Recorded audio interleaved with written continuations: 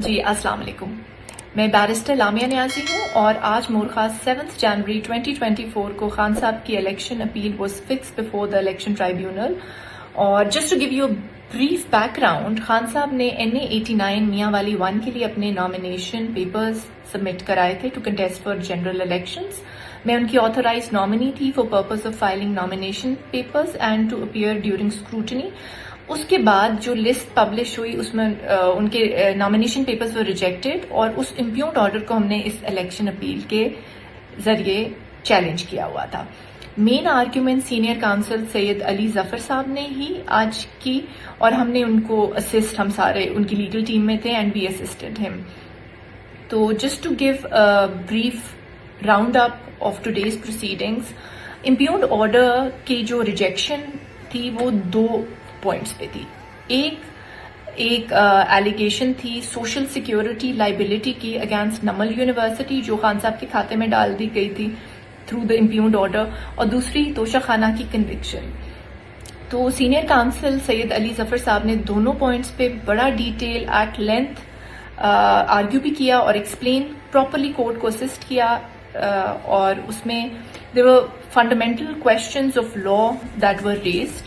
So I'm just going to run through the entire day's proceedings. So number 1, as far as social security liability wali objection was concerned, usko wo to was a very clear cut case کہ Naml university ہے ہی university, اس کے اپنا ایک board of directors ہیں. خان صاحب is not the owner of Namal University, so it's not a personal liability. وہ chairman ہے board of directors کے نمل یونیورسٹی کے، تو اس میں تو کوئی دو رائے ہے ہی نہیں. It's a settled position.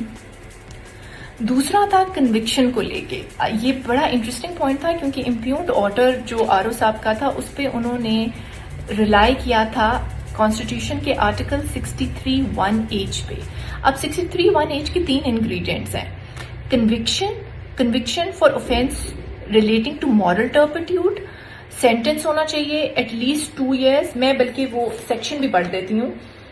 He has been on conviction for any offence involving moral turpitude, sentenced to imprisonment for a term of not less than 2 years unless a period of 5 years has elapsed since his release. یعنی 3 ingredients ہیں. تو اس میں پہلا sentence ان کا ویسے suspended ہے تو وہ انگریڈینٹ ایک مسنگ ہے. پھر دوسرا بہت important ingredient for any offence involving moral turpitude, تو اس پہ ایٹ لینتھ آرگیومنٹس ہوئی تھی کہ کیا وداؤٹ اینی جوڈیشل ڈسیزن کہ یہ اوفینس، کیونکہ یہ ایک فائنینشیل میٹر تھا توشہ خانہ کا، کیا does it amount to moral turpitude. So without any judicial finding کیا RO اس پوزیشن میں ہے، کیونکہ کیا RO کی یہ جورسڈکشن ہے کہ وہ can go into the merits of the case, کہ اگر ایک کورٹ آف لا نے نہیں کہا تو وہ خود یہ ڈسکوالیفائی کر سکتے ہیں.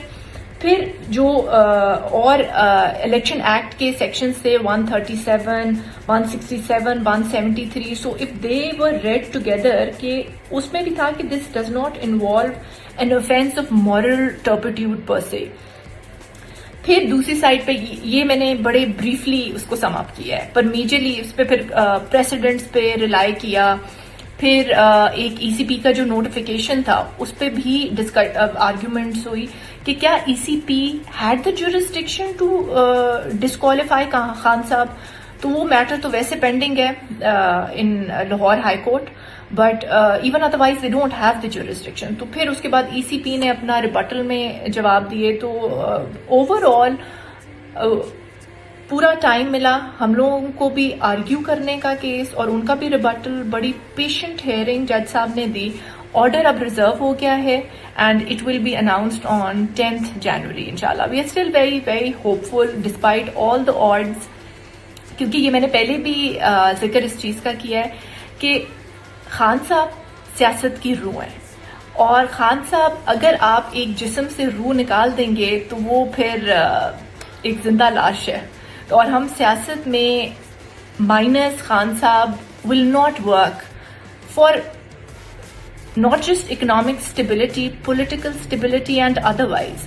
کیونکہ جو ہم نے ابھی کی پری پول ریگنگ دیکھی ہیں یہ آپ کے سامنے ہے. It's a matter of fact. جس طریقے سے across the board P T I کے کینڈیڈیٹس ان کے نامینیشن پیپرز ریجیکٹ ہوئے, آئی وڈ سے اللیگلی ریجیکٹ ہوئے, کیونکہ ٹرائیبیونلز میں ان کو بھرپور ریلیف مل رہی ہے and they are being now accepted, کیونکہ وہ اتنے فریولس گراؤنڈس پہ ریجیکٹ ہوئے تھے. انفیکٹ میں نے آج ایک اور کیس آرگیو کیا, وہ بھی ہمارے ایک میاں والی کے ایکس ایم پی اے بچر صاحب ہیں, ان کے بھی ایکسیپٹ ہو گئے, ان کے بھی بہت فریولس گراؤنڈ پہ ریجیکٹ ہوئے تھے. بیرسٹر عمیر نیازی کے extremely baseless and frivolous ground پہ ہوئے تھے, وہ ان کے بھی ایکسیپٹ ہو گئے.